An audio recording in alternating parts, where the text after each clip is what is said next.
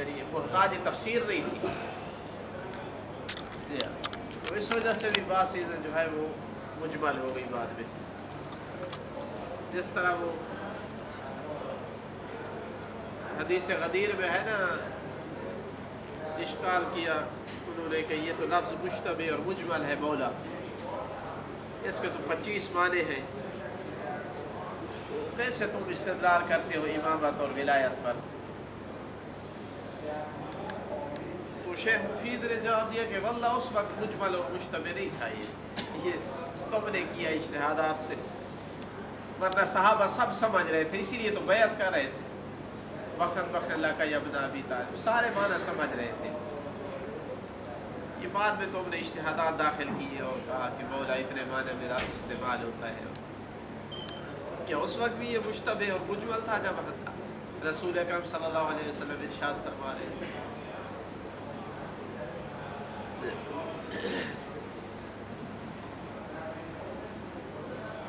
وَزَيْتُونًا وَنَخْلًا، اور اگایا اللہ تعالیٰ نے زیتون کو اور کھجور کو.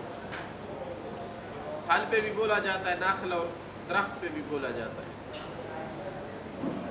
زیادہ تر استعمال درخت کے لیے نخل استعمال ہوتا ہے. زیتون کا استعمال پایا جاتا ہے درخت پر بھی زیتون، اور اس میں پھل پہ بھی. ان ہر ایک کے مفادات ہیں، ہر ایک پھل کے. قرآن مجید نے جن کا ذکر کیا ہے یہ انتہائی اہمیت کے حامل تھے، بہت زیادہ فوائد ہیں. زیتون کے آپ دیکھیں مثلا بے بہا فوائد ہیں، اس لیے استعمال میں ہونا چاہیے ان چیزوں کو، یعنی سفرے کا حصہ ہونا چاہیے یہ چیز.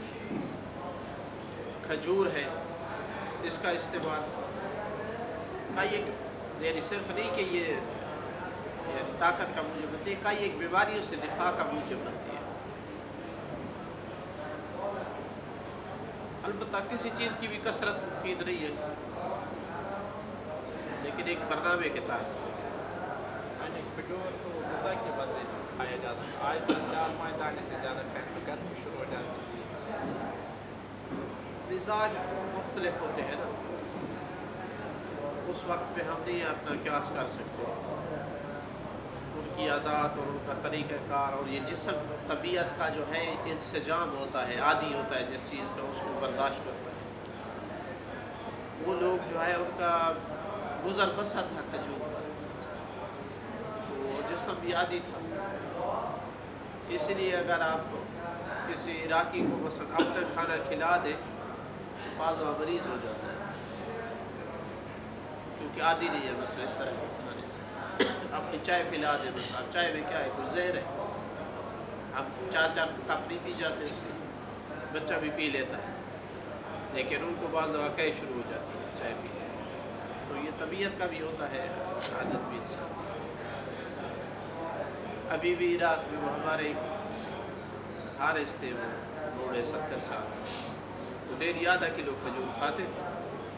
اس بڑھاپے میں بھی انہوں نے شادی کی لڑکی سے.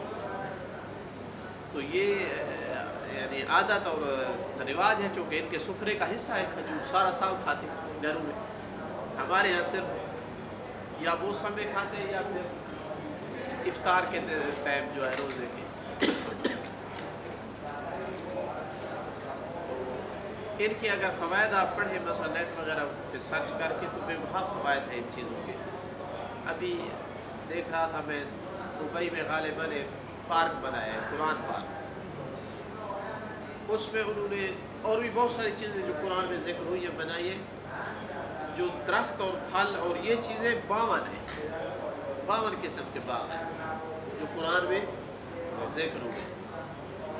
تو وہ پارک اس لیے ہے کہ سیرگاہ کی سیرگاہ بھی ہے، اور ساتھ قرآن کی آیات بھی ہیں، ساری تطبیق ہے ان کی لکھی ہوئی ہیں آیات ان کے اوپر. تو بچہ سیر بھی کر لیتا ہے، قرآن کی آیات بھی یاد کر لیتا ہے. اور بھی ہے مثلا غار ہے تو غار بھی بنایا ہے، بہت بڑا وہ ایک سسٹم ہے پورا قرآن کی عملی کو یا تطبیق کی ہے.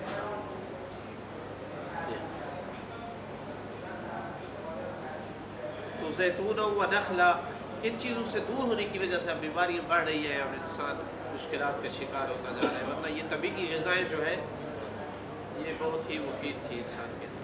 जैतून से कौन सा है जो हमारे पाकिस्तान में है वही, या यहाँ पर ये जो छोटे छोटे रहते हैं? क्या जैतून जैतून? जी हाँ, यही छोटा जो है इधर सस्ता है। हमारे यहाँ अभी हुकूमत ने कुछ शुरू किया है, 60% मुशारकत करती है हुकूमत अगर कोई जैतून का बाग लगाए, वरना हमारे यहाँ बहुत महंगा था जैतून, था ही नहीं, बाहर से मंगवाते थे। अरब ममालिक में पहले से जैतून की अहमियत है, शाम वगैरह में बहुत ज़्यादा जैतून है, मिस्र वहाँ से, इराक में भी तकरीबन उन मुल्कों से आता है, तुर्की से आता है, तुर्की में व हदाए का गुलबा, और ऐसे हदीके हैं जो गुल्ब है। हदाए का जमा है हदीका की, पहले भी जिक्र हो चुका है। ऐसा बागीचा कि जिसमें फूल वगैरह भी हों और साथ उसकी दीवार हो, मुहद्दद हो दीवार के साथ। ये आमतौर पर बोला जाता है जो घरों में बनाते हैं छोटे छोटे, इन पे हदीका का इतलाक़ होता है, चूँकि वो दीवार जो है इर्द-गिर्द उनके दीवार होती है। गुलबा क्या है? गुलबा अगलब की जमा है या गलबा की जमा है। लुगतन इसका माना है मोटी गर्दन होना। तो यहाँ मुराद जो है हदाए का गुलबा, यानी जिसके दरख्त मोटे मोटे हो, तना उनका मोटा हो, कवि हो, कमज़ोर ना हो। ये अच्छे दरख्त की अलामत है कि उसका तना कवि और मोटा होता है, चूँकि इनके लिए पानी बेबहा होगा।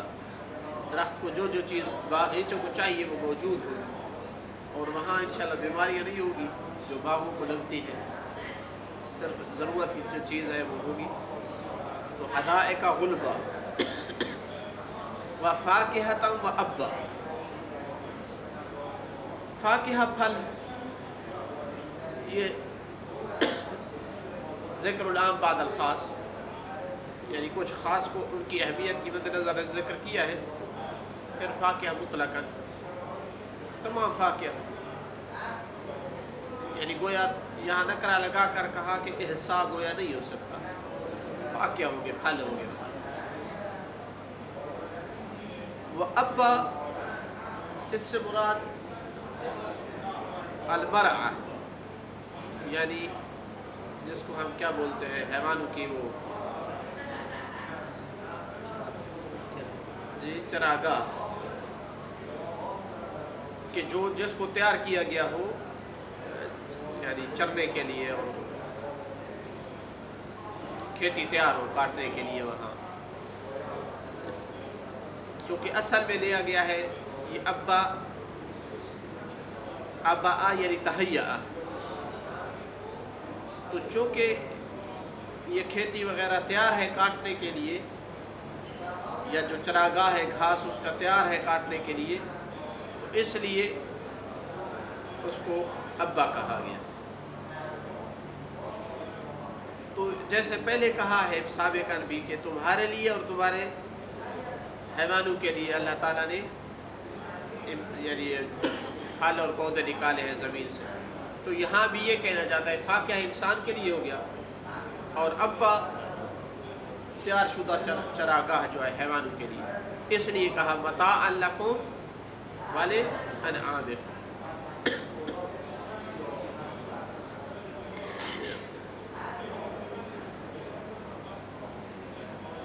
तो शुक्र है ये ऐसे अल्फाज थे अब्बा के तरह और भी कुछ कि जिन्होंने जो है वो नाअहल लोगों को रुसवा किया लोगों के सामने। खलीफा अव्वल से पूछा गया तो भी नहीं जानता था, खलीफा दूसरे से पूछा गया तो भी नहीं जानता था। किसी ने पूछा कि फाकिया को तो पतला मालूम हो गया, अब्बा क्या होता है? कहा इत्तबिउ मा तबय्यन, अपना सा हाथ में था उसको फेंका, इत्तबिउ मा तबय्यन लकुम हुदाहु मिनल किताब फअमलू बिही वमा लम तअरिफू फकिलूहु इला रब्बिह। जो तुम्हारे लिए किताब में से हिदायत वाज़ेह हो चुकी है उसकी इत्तिबा करो, अमल करो, جو نہیں جانتے ہو اللہ پہ چھوڑ دو. ان بنے بنائے سلیکٹڈ خلیفوں کو جو ہے وہ خراب نہ کرو. فی دور المنصور میں ہے کہ پہلے خلیفہ سے پوچھا گیا اس کا معنی،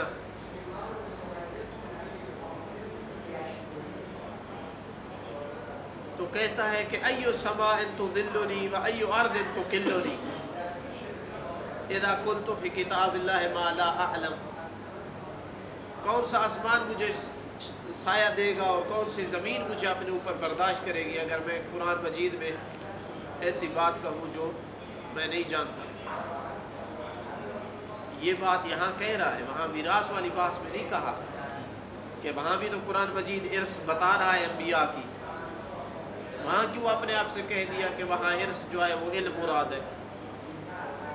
حالانکہ جناب زکریا کہہ رہے ہیں کہ مجھے بیٹا دے ورنہ میرے موالی ہیں، یعنی ابناء ام ہیں، وہ وارث بن جائیں. وہ ابناء ام کس کے وارث بنے گے؟ موالی جو تھے جائیداد کے وارث بنتے ہیں نا. نبوت تھوڑی وارث بن سکتا ہے کوئی اپنے آپ. تو بیٹا مانگ رہے ہیں کہ وہ وارث نہ بنے. وہاں جو کہ خلافت لینی تھی، وہاں قرآن میں وہ بات کہہ دی جو قرآن کا مقصود نہیں تھا. حدیث بنانی پڑی تو بھی بنا لی. اللہ کل بعض دفعہ زود اور تقویٰ ظاہر کرنا ہوتا ہے، بنا دی کہ کون سا آسمان مجھے چھت دے گا اور کون سی زمین مجھے اپنے اوپر اٹھائے گی اگر میں اللہ کی کتاب میں وہ بات کروں جو میں نہیں جانتا. تو نہیں دیا جواب. علی علیہ السلام کو جب پتہ چلا کہ اس طرح سوال کیا گیا اور اس نے اس طرح سے جواب دیا ہے، تو قال فرمایا سبحان اللہ اما علم ان الاب هو القلع والمرأة. اتنا نہیں جانتا ہوں، عربی ہے یعنی پوری عربی ثقافت سے بھی آگاہ نہیں. اتنا نہیں پتا کہ ابا جو ہے وہ چارے کو کہا جاتا ہے اور چراگاہ کو کہا جاتا ہے. وَأَنَّ قَوْلَهُ تَعَالَى وَفَاكِهَةً وَأَبًّا، اللہ تعالیٰ کا یہ کہنا فاکیہ اور ابا اعتداد من اللہ بانعامہ علی خلقہ فیما غداہم بہ وخلقہ لہم ولانعامہم. اللہ تعالیٰ اپنے اس انعام کا ذکر کرنا چاہتا ہے جو اللہ نے اپنے بندوں پر کیا ہے، جو کچھ ان کے لیے خلق کیا اور جو ان کے حیوانوں کے لیے خلق کیا ہے. مما تحیا بہ انفسہم وتقوم بہ اجسادہم، جس کی وجہ سے ان کے جسم جو ہے زندہ رہ سکتے ہیں اور باقی رہ سکتے ہیں. تو بعض دفعہ ایک کلمہ انسان کو کی حقیقت سامنے کر دیتا ہے. پھر بھی نہیں پوچھتے تھے لوگ بھائی کیسے وارث ہو گئے ہو مسرت کے، کیسے تم اسلام کے مترجم ہو گئے ہو، کس نے تمہیں یہ حق دیا ہے. جبکہ ضروری تھا کہ امت کے لیے مصدر اور مرکز وہ شخصیت ہو جو کم از کم قرآن کی صحیح تفسیر دے سکے، رسول اسلام کی صحیح سنت بتا سکے.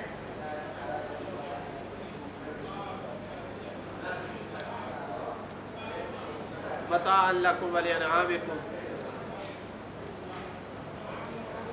اچھا، قرآن مجید میں آپ اندازہ لگائیں کہ اگرچہ پروٹینز وغیرہ اور انرجی وغیرہ یہ لحوم میں زیادہ ہے، گوشت میں، لیکن کثرت سے قرآن نے جو ہے وہ خضروات اور فواکہ اور ان کا ذکر زیادہ کیا ہے.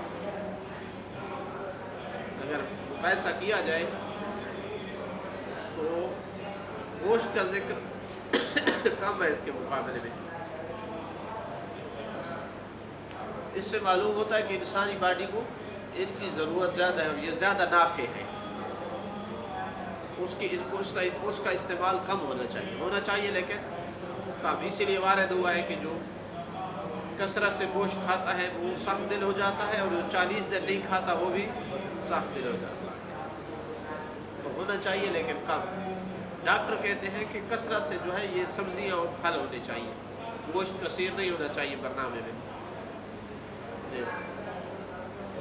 لیکن بہرحال پیسہ جیسا ہو تو انسان رغبت زیادہ کرتا ہے کہ روزانہ کسی نہ کسی ایک ڈش میں کسی نہ کسی شکل میں گوشت آ جائے۔ عراق میں بامیہ پکاتے ہیں تو بھی گوشت اس کے ساتھ، اور شجر پکاتے ہیں تو بھی گوشت ہوتا ہے اس میں، ہر سبزی میں کسی نہ کسی انداز سے اس میں گوشت ڈالنے کی کوشش کرتے ہیں، تو یہ غلط برنامہ ہے۔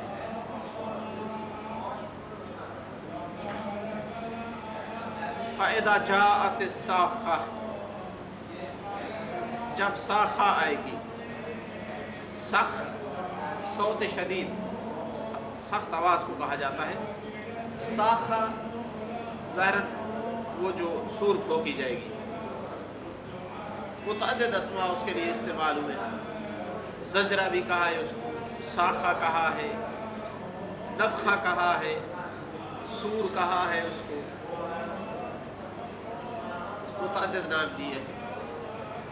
تو جب وہ زوردار شدید آواز آئے گی، یوم یفر المرء من اخیہ، یہ اس دن آئے گی۔ اب اس کو جزا بھی بنایا ہے بعض نے، لیکن بعض نے کہا ہے کہ جزا محذوف ہے، یہ ظرف ہے۔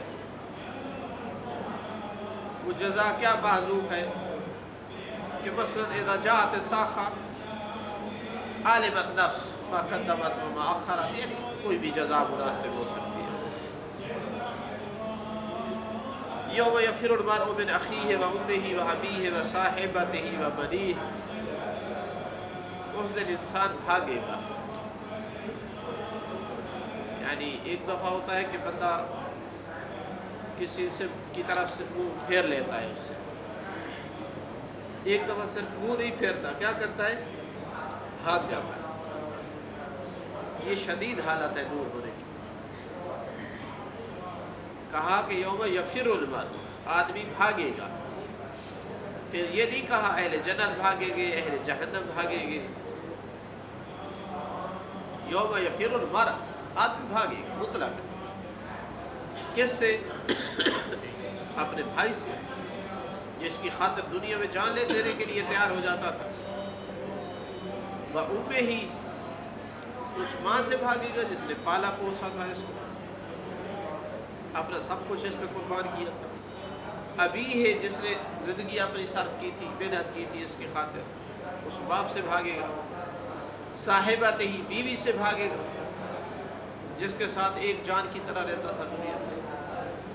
بنی ہے، اولاد جو اس کا جگر گوشہ ہوں گے، آنکھوں کا نور تھے، ان سے بھاگے گا۔ کس وجہ سے؟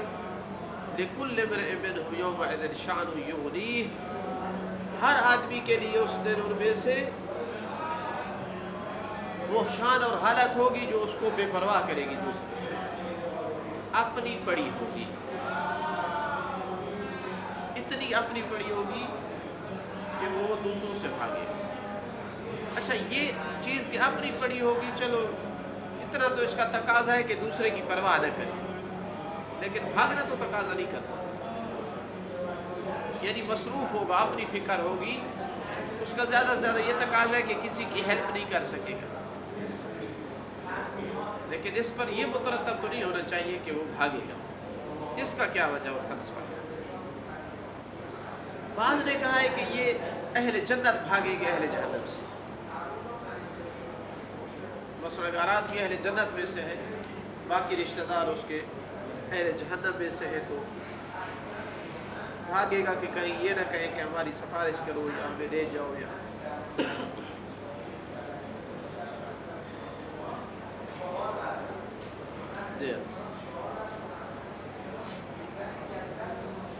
بعض نے کہا ہے کہ نہیں، یہ بھاگے گا جس نے حقوق میں کوتاہی کی تھی، والدین کے حقوق میں کوتاہی کی تھی، میاں بیوی کے، بچوں کے، اس دن بھاگے گا کہ کہیں مطالبہ نہ کر لے مجھ سے، اپنے حقوق کا کہیں مطالبہ نہ کر لے۔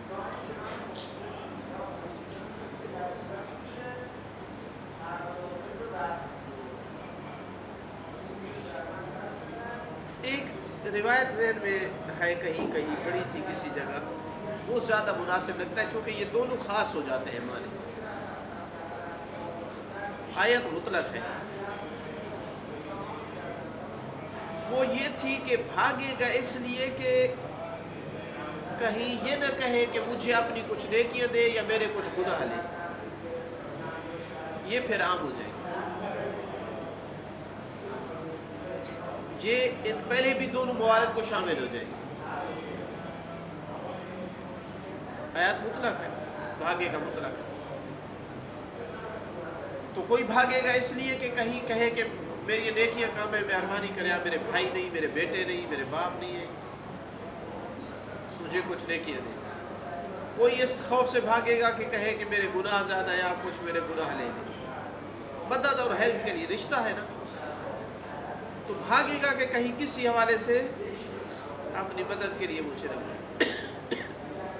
اور یہ اشارہ ہے کہ اتنی اپنی پڑی ہوگی کہ وہ کسی صورت دوسرے کی ہیلپ اور مدد کے لیے تیار نہیں ہوگا، اس سے بھاگے گا۔ جس سے توقع بھی ہوگی کہ مدد کے لیے بلائے گا، اس سے بھاگے گا، اتنی اپنی فکر پڑی ہوگی۔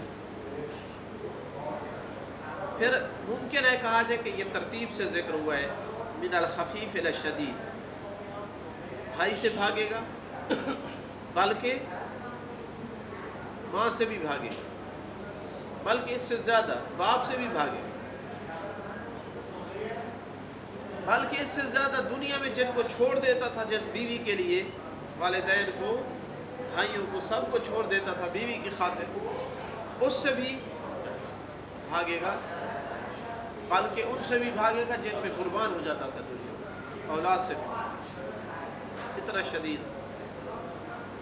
وہ اور جگہ پہ ہے نا کہ اتنی وہ مصروف ہوگی، حتیٰ مائیں بھی کہ جو جن کے دودھ پیتے بچے ہوں گے ان کو بھی چھوڑ دے گی۔ اس سے زیادہ شدید حالت نہیں ہو سکتی۔ دنیا میں کئی مثالیں ہیں کہ ماں آگ لگی اور خود جل گئی، بچے کو بچا لیا۔ ایکسیڈنٹ میں ماں مثلا چند دن پہلے خبر پڑ رہا تھا کس ملک کی تھی، وہ بچہ 4-5ویں کلاس کا بچہ تھا یا 4-5 سال کا تھا، اس کی ماں کے پاس تھا، تو گاڑی کو ایکسیڈنٹ ہوا تو ماں نے جناب اس کو گود میں لیا، یوں بچہ بچ گیا، ماں کو کوئی چوٹ لگی، کومے میں چلی گئی، 27 سال کومے میں رہی، 27 سال۔ بہرحال بیٹے نے بھی وفا کی، اپنے ملک میں علاج نہیں ہو سکا، غیر ملک لے کر کے گئے، تو ابھی ہوش و حواس میں آئی، وہ چند دن پہلے کی بات۔ وہ بھی کیسے ہوش و حواس میں آئی؟ ماں کے علاج کی خاطر بیٹے کا کوئی جھگڑا ہوا ڈاکٹر سے یا جو آتے ہیں اوپر، تو آوازیں بلند ہوئی تو ماں جو ہے بولی پہلی بار،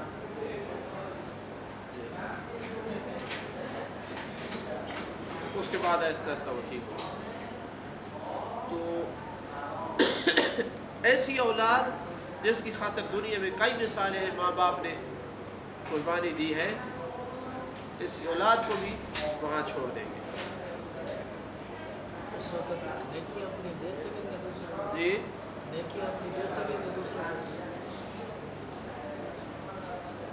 آپ مرضی اور اختیار سے تو پتہ نہیں دے سکے یا نہیں، اللہ تعالیٰ تو کرے گا اس سے۔ ہاں بھائی اس نے زیادتی کی تھی اس پر، اس کے گناہ لو بھائی، اس پر صاف ہوتا ہے اس سے یا نہیں؟ اگر نہیں ہوا تو اب اس کی نیکیاں ادھر پلٹاؤ۔ یہ جو بھاگنے کی عبادت بیان کیا اس کے طرح سے پوچھا، یعنی بھاگے کے وجہ سے ممکن ہے وہ نیکیاں مانگ لے، جی ہاں، یہ تو کیا ہے؟ یقیناً جب تک یا تو ان کا حق ہو پھر ممکن ہے دیا جائے، یا پھر کم از کم یہ ہے کہ اس کی رضا سے ہوگا، اگر ایسا ہے تو بغیر رضا کے نہیں ہو سکتا، اور رضا سے نہیں ہوگا۔ قرآن نے صراحتاً کہہ دیا کہ کوئی بھی تیار نہیں ہوگا کہ میں دے دوں، اسی لیے بھاگ رہا ہے۔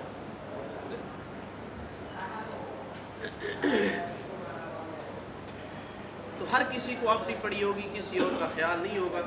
رسول اکرم صلی اللہ علیہ وآلہ وسلم سے جب پوچھا گیا، سئل عن الحمیم هل يذكره الرجل یوم القیامہ، جو انتہائی گہرا دوست تھا، حمیم گرم محبت ہو جس سے، گرم گرم، اس کو انسان جو ہے یاد کرے گا قیامت کے دن، اس کے بارے میں پوچھے گا، کوئی ہیلپ کرے گا، سوچے گا اس کے بارے میں۔ فقال ثلاثۃ مواطن لا یذکر فیہا احد احد، 3 مواقف ایسے آئیں گے کوئی کسی کو یاد نہیں کرے گا، جتنا گہرا دوست ہو، لخت جگر کیوں نہ ہو۔ ان المیزان حتی ینظر ایذکر میزانہ ام یخف، جب تک کہ میزان نہیں ہو جائے گا کہ وہ دیکھے کہ اس کا میزان نام اعمال والا، اچھے اعمال والا بھاری ہے یا خفیف، اس وقت تک اس کو اپنی پڑی رہے گی، کسی کی پر خیال نہیں ہوگا، بس یہی ہوگا کہ میرا میزان کیا بنتا ہے اس کا۔ وعند الصراط، اور صراط کا جب ٹائم آئے گا یہی ہوگا، حتی ینظر ایجوزہ ام لا، یہاں تک کہ وہ دیکھ لے کہ انہیں صراط پاس کر سکتا ہے یا نہیں۔ وعند الصحف، اور نام اعمال جب ملیں گے اس وقت بھی، حتی ینظر بیمینہ یاخذ الصحف ام بشمالہ، کہ وہ یمین کے دائیں ہاتھ سے لیتا ہے یا بائیں ہاتھ سے لیتا ہے۔ فہذہ ثلاثۃ مواطن لا یذکر فیہا احد حمیبہ ولا حبیبہ، نہ حبیب کو یاد کرے گا نہ اپنے ساتھی کو، ولا قریبہ ولا صدیقہ، نہ رشتہ دار کو نہ دوست کو، ولا بنیہ ولا والدہ، نہ اپنی اولاد کو نہ والدین کو۔ ذالک قولہ تعالی لکل امرئ منہم یومئذ شأن یغنیہ، یہ وہ تفسیر ہے اس قول کی کہ اس دن ہر ایک کو جو ہے اپنی فکر ہوگی۔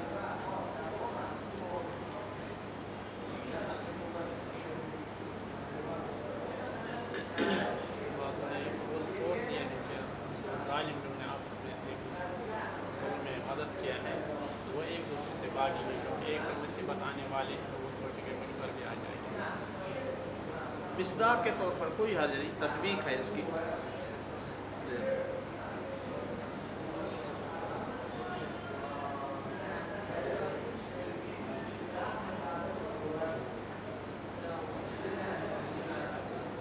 وجوہ یومئذ مسفرہ، اس دن کچھ چہرے ایسے ہوں گے جو نورانی ہوں گے۔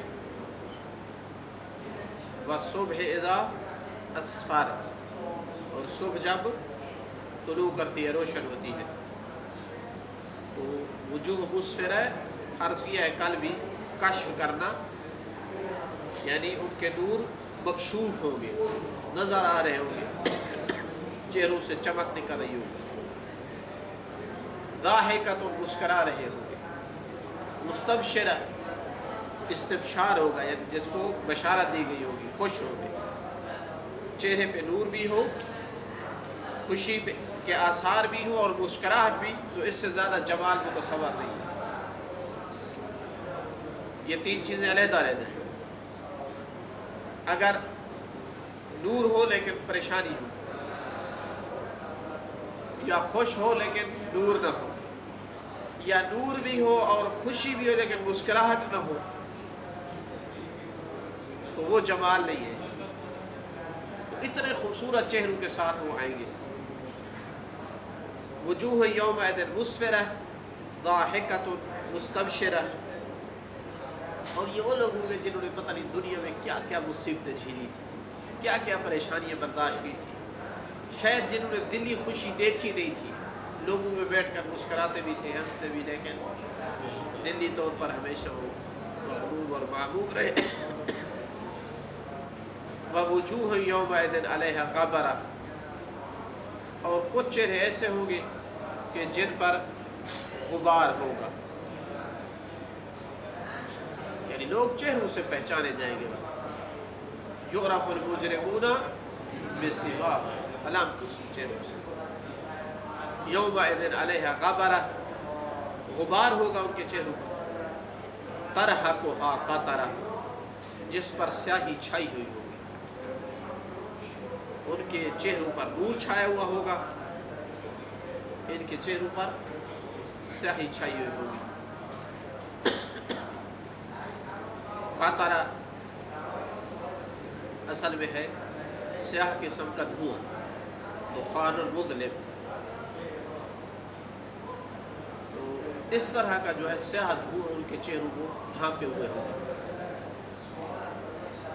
उलाइका, ये कौन है? हुमुल कफरतुल फाजरा, जो काफिर थे अकीदे में और अमल में फाजर थे। फाजरा हट जाना किसी चीज़ का, बाहर आ जाना अपनी हालत से, जिन्होंने अबूदियत का जो है तोड़ कर जो बह रहे हुए होंगे, यानी अमल में आसी थे और अकीदे में काफिर थे। ये वो लोग हैं कि जिनके चेहरों पर गुबार होगा और जिनके चेहरे स्याह हो। ऊपर नहीं बताया कि वो कौन है जिनके चेहरे जो है चमक रहे होंगे नूर से। वो इसके मुकाबिल पहचाना जा सकता है कि हुमुल मुमिनून वल मुत्तकून, जो ईमान में मोमिन थे अकीदे में और अमल में जो तकवा रखते थे, खौफ खुदा रखते थे, मासियत से बचते थे, अगर कभी हो भी जाती तो तौबा कर लेते थे। इससे हमारी सूरह बस इंशाअल्लाह मुकम्मल हुई। आगे चूँकि शब कदर की रातें और शहादत की रातें हैं, फिर नादरान इतिकाफ़ में उनको जाना होता है।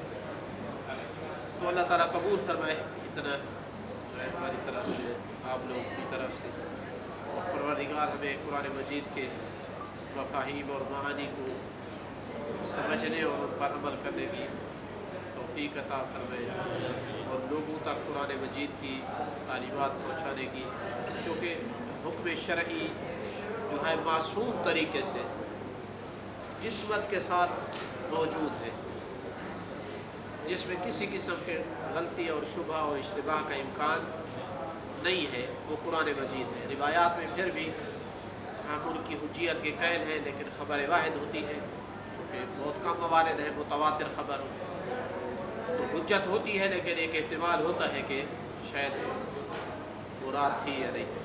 लेकिन कुरान हमारे लिए उसी तरह है जिस तरह रसूल इस्लाम सल्लल्लाहु अलैहि वसल्लम के दौर में असहाब के लिए था, महफूज और मामूद और मासूम तरीके से हमारे पास मौजूद है।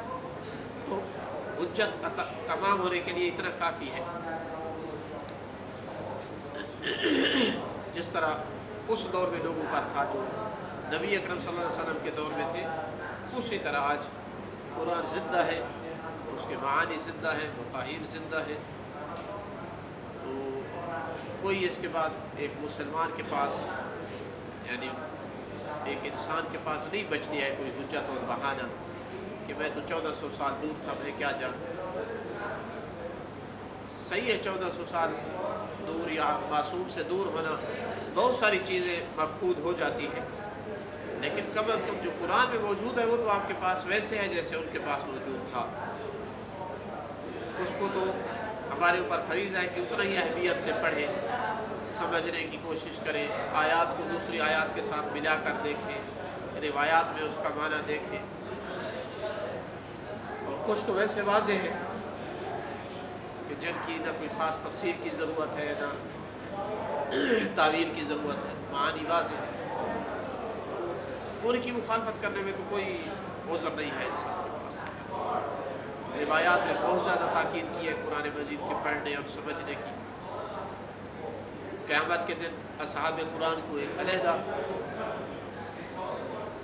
एक तमय्युज़ हासिल होगा, तशख़्ख़ुस हासिल होगा, पता चलेगा कि ये लोग असहाब कुरान हैं, हामिलीन कुरान हैं। इक़राउल कुरान, नबी सल्लल्लाहु अलैहि वसल्लम, इक़राउल कुरान फ़इन्नहु यशफ़अु यौमल क़ियामति लिसाहिबिही।